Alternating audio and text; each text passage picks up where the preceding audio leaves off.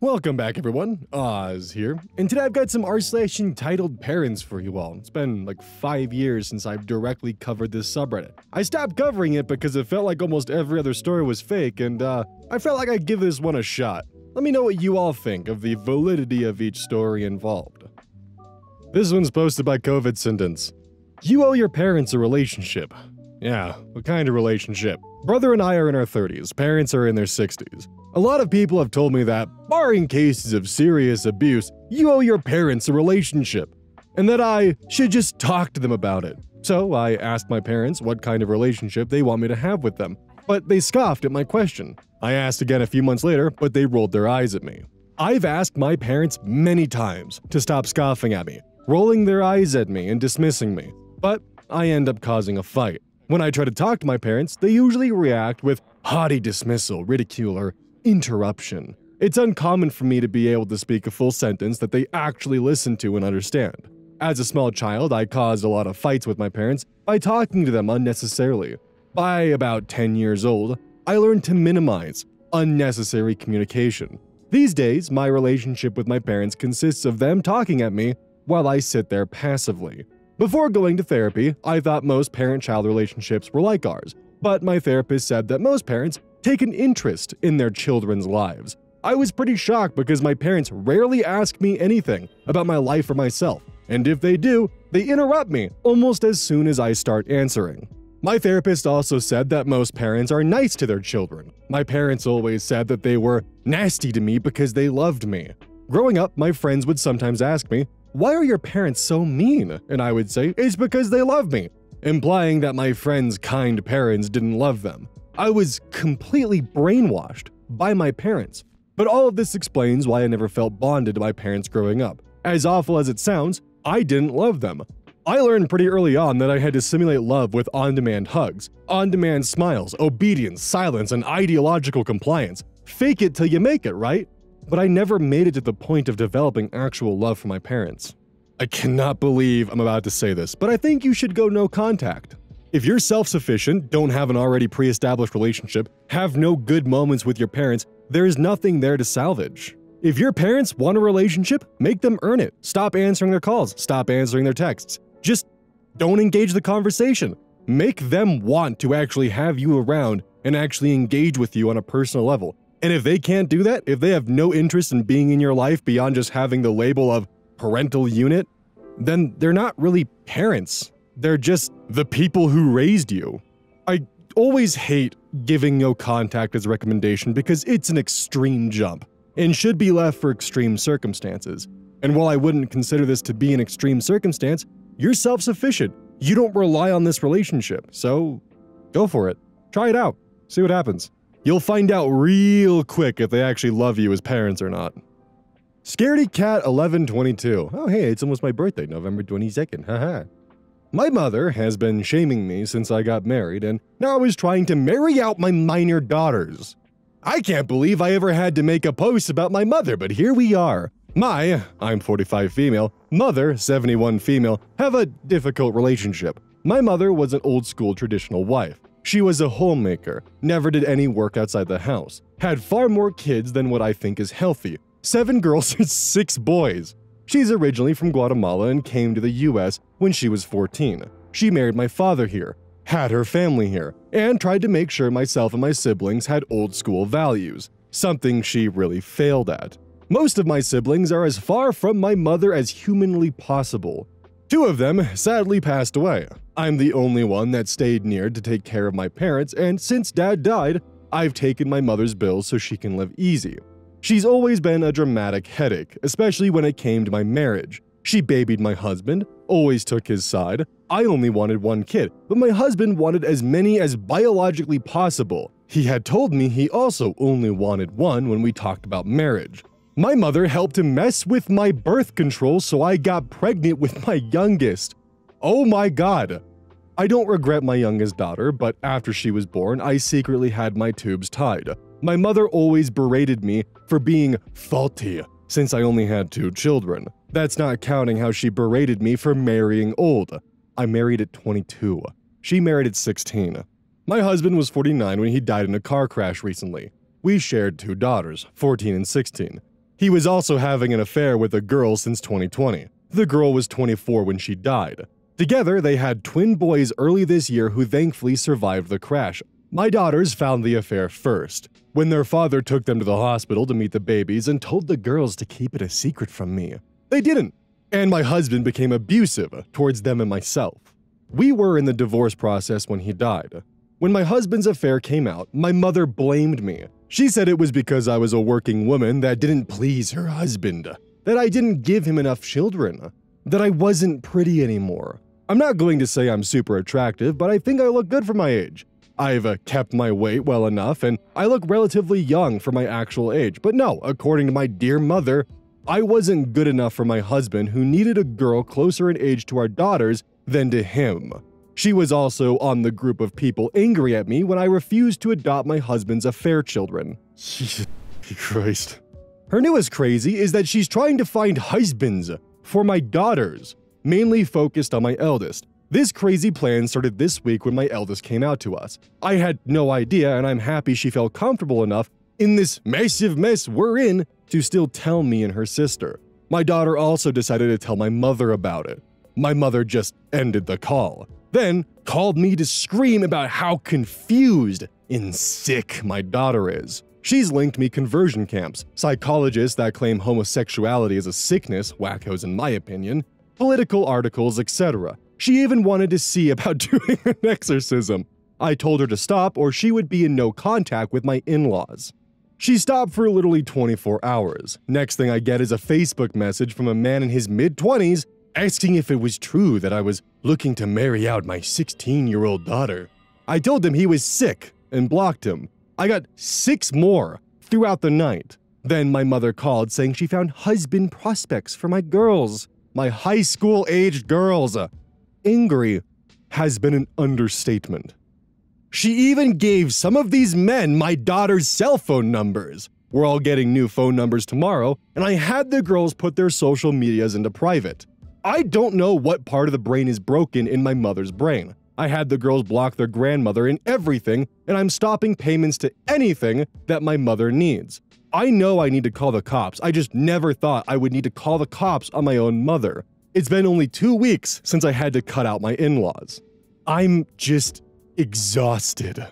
And please do not think this is a normal Hispanic thing. It's not. My aunts are amazing women. Most of them also homemakers. They're actually on my side of cutting off my mother and calling the cops. They even suggested for my daughters and I to move closer to them in another state. This is just my mother being insane. Small update. We went to the police today and they took all the information I had. The officer we spoke with was incredible and immediately helped my lawyer with all the information that was needed for a temporary restraining order. We'll be filing it this week and hopefully get it within the month. After we'll focus on a permanent restraining order. This is on my mother and any third parties on her behalf. The officer was also kind enough to check on us and our house at least once a day. School has also been notified of the situation and one of my brothers is going to come live with my daughters and I until we decide if, when, and where we move. I can't just up and pack everything since I still have a job and my girls are in the middle of the school year. For now, we're safe and my girls have new phone numbers. There really isn't much that I can say to this except holy like, this is just a fucking yikes, dog. Like, they're 100% making the correct decisions in this scenario. Like, this is unacceptable behavior and honestly quite disgusting. Like, let's just start off here first with the fact that her mother tampered with her birth control. That's unbelievably fucked up. Like, for starters, that is a violation of consent that is just foul. Then there's being pressured to adopt the affair children, the fact that her husband died, her daughter coming out, then her grandma going full zealot and just holy. And that was the trigger that set her off for trying to marry off the daughters. It can't be gay. No, it's illegal. Instead, here's some grown men that'll abuse your daughters. That'll teach them. Because the grandmother 100% had the idea of, oh yes, getting her a husband at 16. That'll fix the gay. And like, that's not even getting to the fact that she started soliciting men to go and contact her daughters and the mother and handing out their phone numbers. Like, we are lucky that it stopped at the phone number area because I can't even imagine how far the grandmother would have gone of, oh, they go to school here. Oh, this is where they live. Like, if she was handing out the phone numbers, there is no telling the lengths that she would have gone to ungay her granddaughter and push her into a traditional lifestyle. Honestly, the entire time I was reading this, I was thinking restraining order and cutting off your mother financially, which thank God she did, because I was worried that because it would be a very difficult thing to do, because you're essentially saying, hey, go fend for yourself, which even with her transgressions, some people might have a problem with. But thank God the mother was able to stand up for her daughters and actually step in and be like, nope, get the f out of my life. Also, on a side note, now that I'm no longer like speed talking, I also see why the other siblings aren't necessarily there for their mother, and why it kind of fell onto OP's shoulders, and I think she probably found out pretty quickly why everyone has distanced themselves from their mother. The hard way, sadly. But thank God everyone else is there for her. My biggest fear at this point in time, though, is that she's not going to be able to actually go through with calling the police with a restraining order. I hope she keeps the vitriol that she has against her mother, and when she does show up unannounced or breaking the restraining order, she is willing to call the cops and potentially get her mother put in jail. As difficult as that might be. But in this situation, it's not just about her anymore, it's about her daughters. It also might be a good idea to get your daughters stun guns and pepper spray, because God knows what other the grandmother might pull at this rate. ADHD girlfriend. My mother ruined every single important day of my life. Every single birthday, graduation, or celebration, it was her either yelling at me for no reason, calling me names, or refusing to talk to me.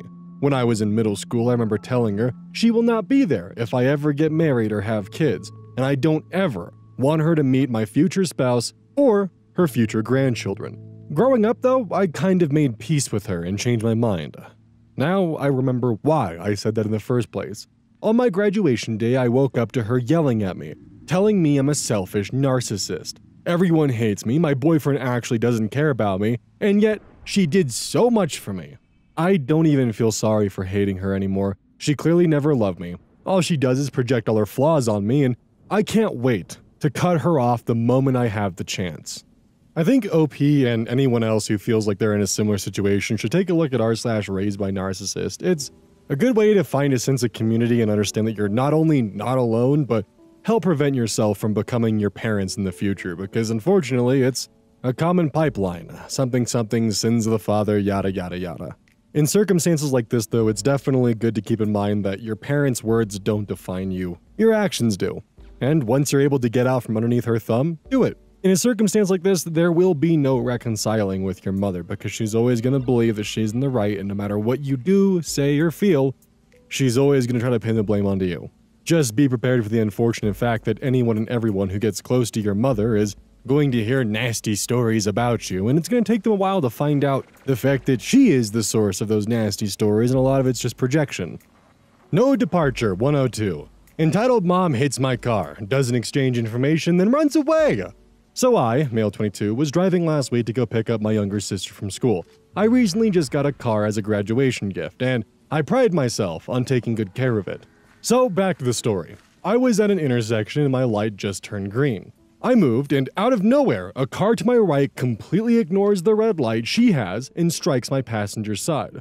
I get out of my car, a little in shock, and the woman, who I'd say is in her early to mid-30s, starts yelling at me. She then asks loudly, "Why did you go through the red light?" I respond, but a bit nervously, because she looks pissed. I then tell her that I had a green light, and she said, "No way." I was texting, and just as I put my phone down, the light was green.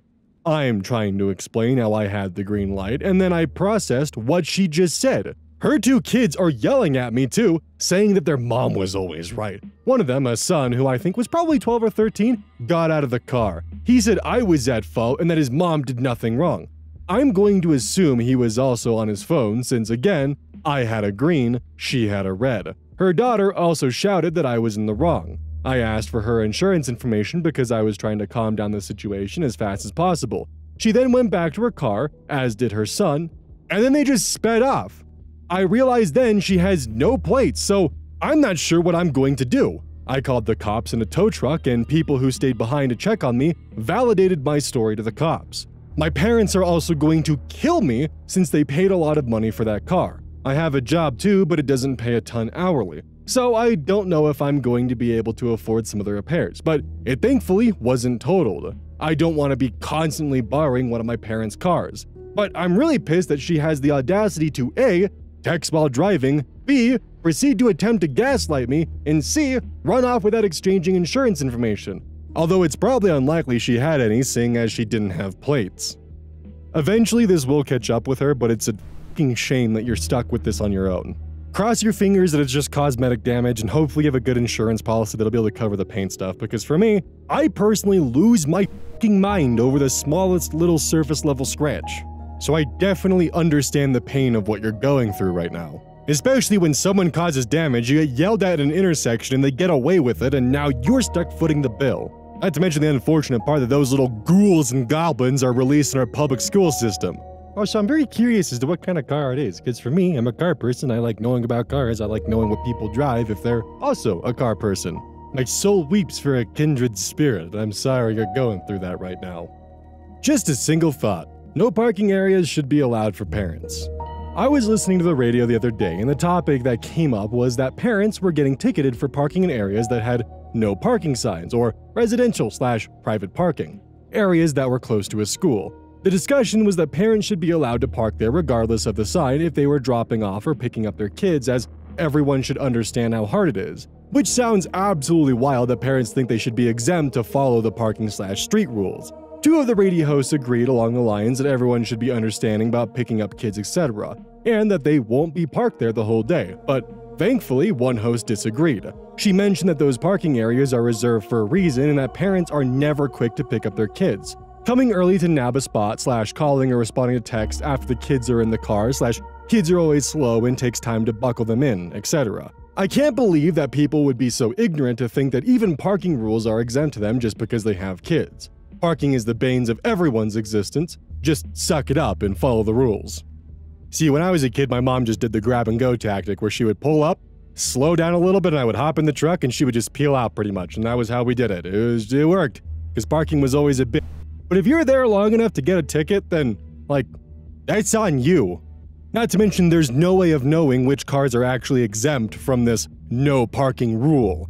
How are you going to prove whether or not you're a parent? And what's stopping a father who doesn't have their kid that day from just parking there, then going to court and being like, nah, see, look, I have a child. He's right here.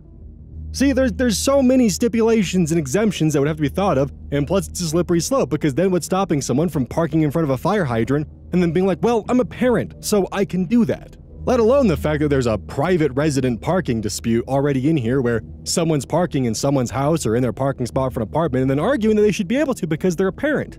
Honestly, the school should just put up carpool parking spots to make that a little bit easier, but you can't make no parking zones into parking zones off of an exemption that's hard to verify in the moment.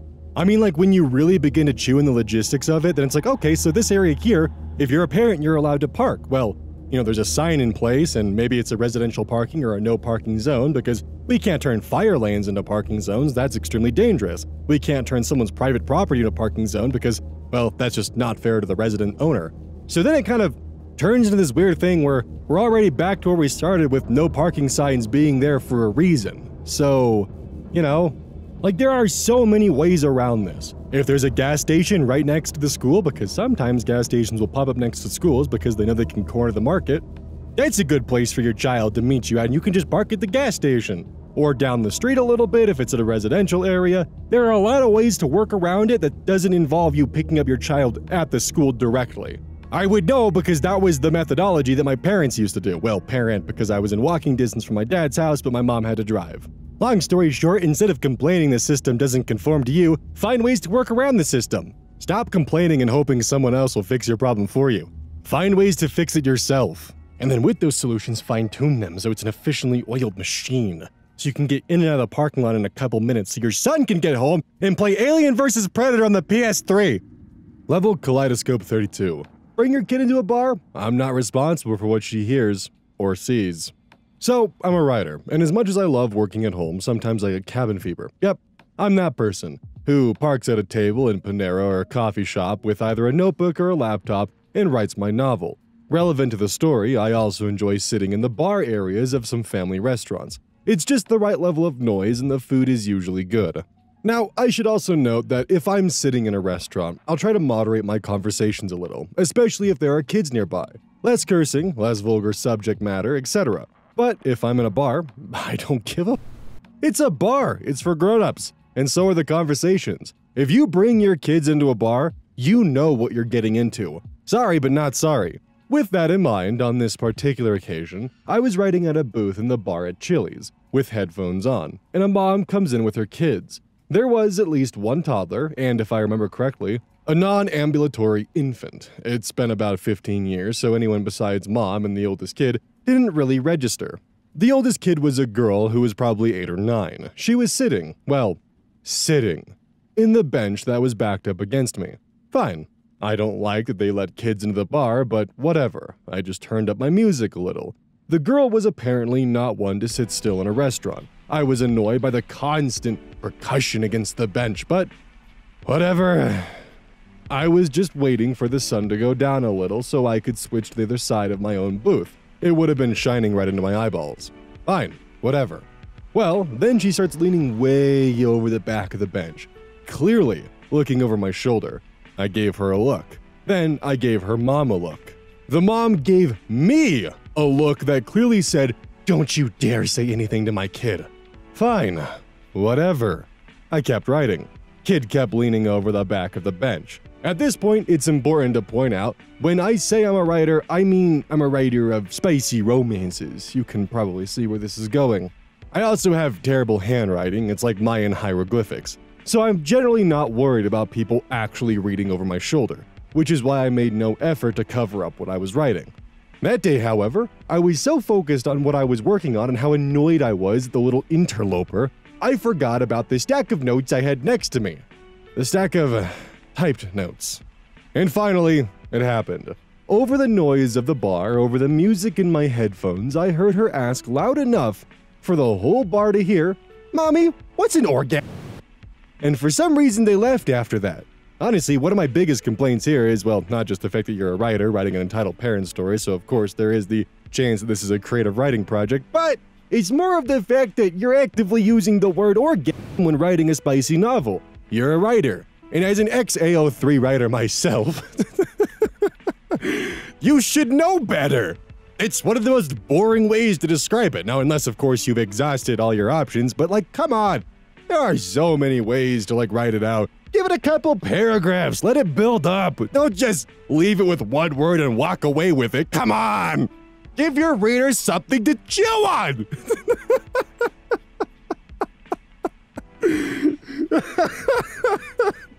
I'm just gonna stop there. Team Waffle Stomp. That is nasty.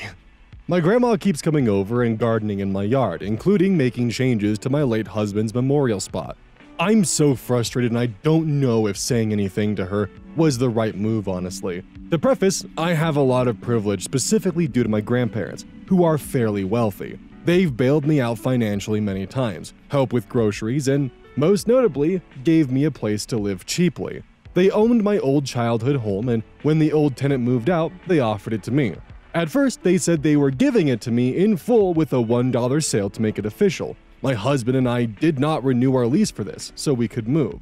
Well, once it was too late to renew and our lives were packed up, then she said it would be a couple of years and I'd rent until then. Not what we agreed on, but the rent was severely discounted, so okay, fine. So we still moved because not much choice. Well, my husband died right after and I started gardening. My grandma also loves to garden, so she told me I could do whatever I wanted with the yard. So I was planning things out, like picking out plants. Well, first she starts bringing over lots of plants, despite me saying, please let me pick my own. She was not checking if they were cat friendly. I have strays. She was bringing me things I wasn't even ready to plant. So she took it upon herself to start planting them in places I didn't want. Then, despite me trying to buy black mulch myself, she took it upon herself to be helpful and buy a bunch of brown mulch. Okay, fine, not a big deal I guess, but it wasn't even my project anymore, it was hers. Well, then she was talking about how nice it would look to wrap it around the house. I wasn't sure if that's what I wanted to do with it, and I told her so. Same thing for putting the rose bush she bought under my bedroom window. I didn't want that there. I came home 2 days ago and the whole area had been mulched with those rose bushes planted, exactly how she wanted it. Yesterday, I came home to that mulch filled with plants I didn't want, several of which are toxic to cats, and worst of all, my late husband's memorial spot had been quote-unquote fixed.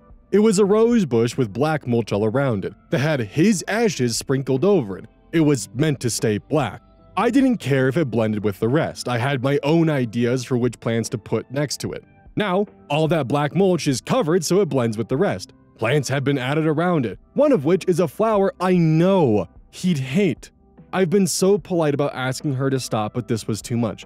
I got mad and she just seemed so confused. Didn't even apologize. Edit to add, also I just want to point out that she bought the memorial rose bush to begin with. She asked if I wanted a rose bush for my husband.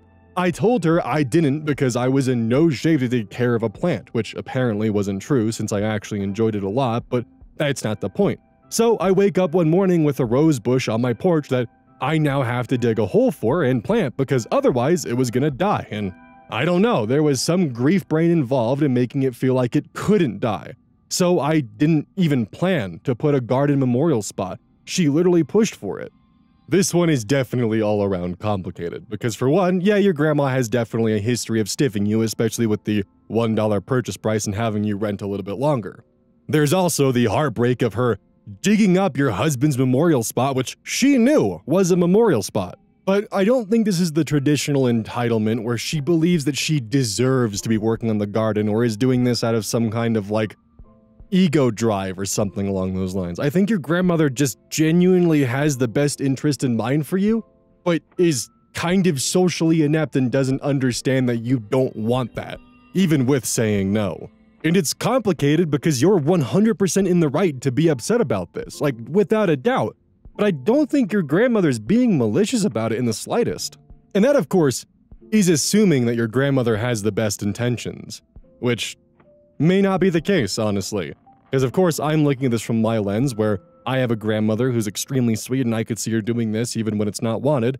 But if it was my other grandmother, who lives up north and hates contact with people, I would probably have a different mindset on this, especially with this, because this would feel more like that she just wants to have her project and doesn't really care what I want, especially with the fact that you're renting from her and, you know, doesn't sound like there was any official lease paperwork put in place, which means that she probably is just free to go on the property without you saying no, which is definitely not good. So I would say you probably want to get the paperwork in check if it's not already there and make sure that you have something in writing to make sure that you actually will own the house pretty quickly. At the end of the day, OP knows their grandmother better than anyone else here. If she has a sweetheart and she's just acting out of the kindness out of it, that's one thing, and a longer conversation just needs to be had. But if she has like a history of being narcissistic and caring only for herself, then there's definitely a lot more at play, and OP probably needs to get some paperwork finalized ASAP. And that's not even talking about the heartbreak of the fact that her husband's memorial was dug up and f***ed with. Especially because you can't really get those ashes back. Hopefully they've sunk into the dirt by now and they're not necessarily attached to the mulch and they're more of feeding the rose bush, but it's still a heartbreak because even if you do replace the mulch with black mulch, there's still going to be that lingering thing in the back of your head of, oh, it's not the same because it's a replacement. And that's gonna suck. It's a fucking heartbreak, honestly. Present Doe. 1087.